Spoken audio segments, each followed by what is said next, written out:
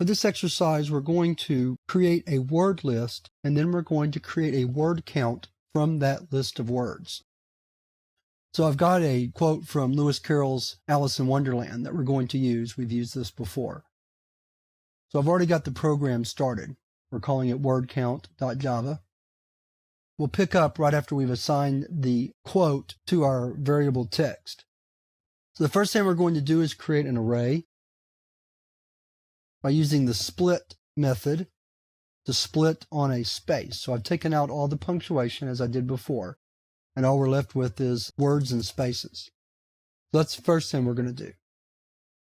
Then we're going to sort the array into alphabetical order by calling the sort method from the arrays class. Now we're going to introduce a count variable, which we'll use later to track how many times a word appears in the quote. Now we're going to print a list of the words, so we'll have a list to work from.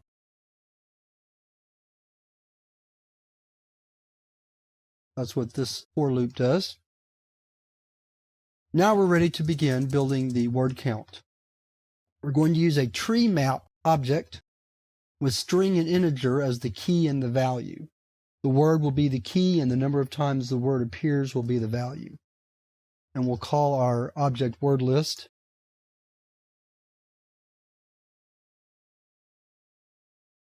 So that creates the object.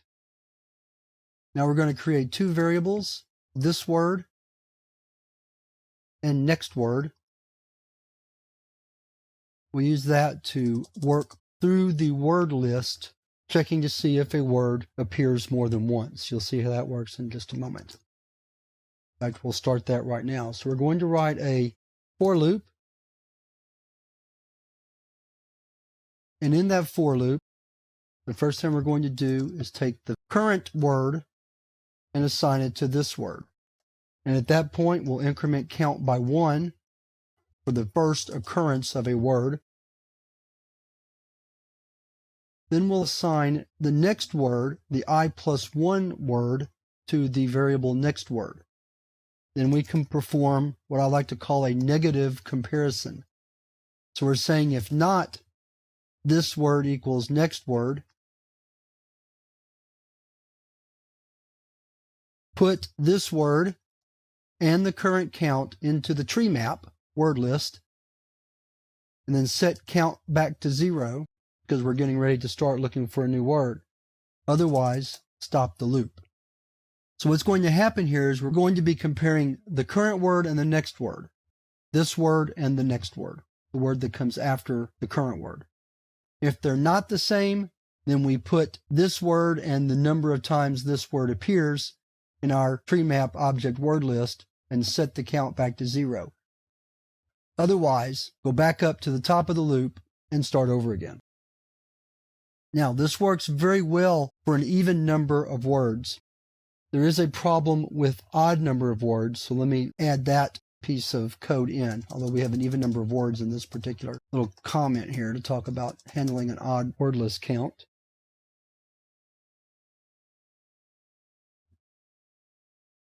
This will get the last word in the array and put it into next word. And then we'll check to see if it's equal to what's in this word. And if so, increment count. Otherwise, then this is the only occurrence of that word, and set count equal to 1, and we're done. And then finally put that last word into the word list, but we only need to do that if we have an odd number of words. So what I'm going to do here is I'm going to say if words.length mod 2 not equal to 0, word list put next word count. And in fact, what we might choose to do is put all of this into a if statement. This is a touch inefficient. I'll leave it as an exercise for the viewer to put all of this code inside this if to only occur if we have an odd number of words. We'll leave it like it is for now and move on to the rest of the lesson. The next thing we want to do is we want to generate a listing of the words and the word count. So to do that, we're going to have to create what's called an entry set. which is a set of all of the entries in the word list. So we do that by using the set class and create a set object, and then call the entry set method of word list to create that set. Next, we create an iterator to allow us to move through the set. And then we say while I has next, in other words, while there is a entry to display, get it, that's what I.next does, and cast it into a map entry object. In other words, a key value pair. Then display the key.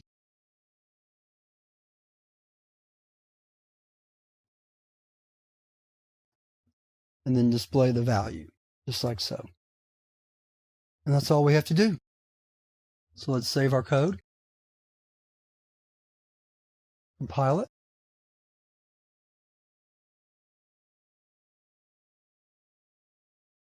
And there's our list. We have a list of the words first. Let me scroll back up so you can see that. Then we have a list of the number of times the word appears. Let's pick one to test it. She appears 10 times. Let's go back up into our word list. Find she, and let's count. 1, 2, 3, 4, 5, 6, 7, 8, 9, 10. So yes, indeed, she does appear 10 times. Let's look at 2 real quick. 1, 2, 3, 4, 5, 6, 7, 8, 9 times for 2. We'll find it in our word count. 2 is 9. So we could take our time and go through each one of these. That's not necessary, but our program works as advertised. So with that, we wrap up this exercise and we wrap up this chapter on associative containers.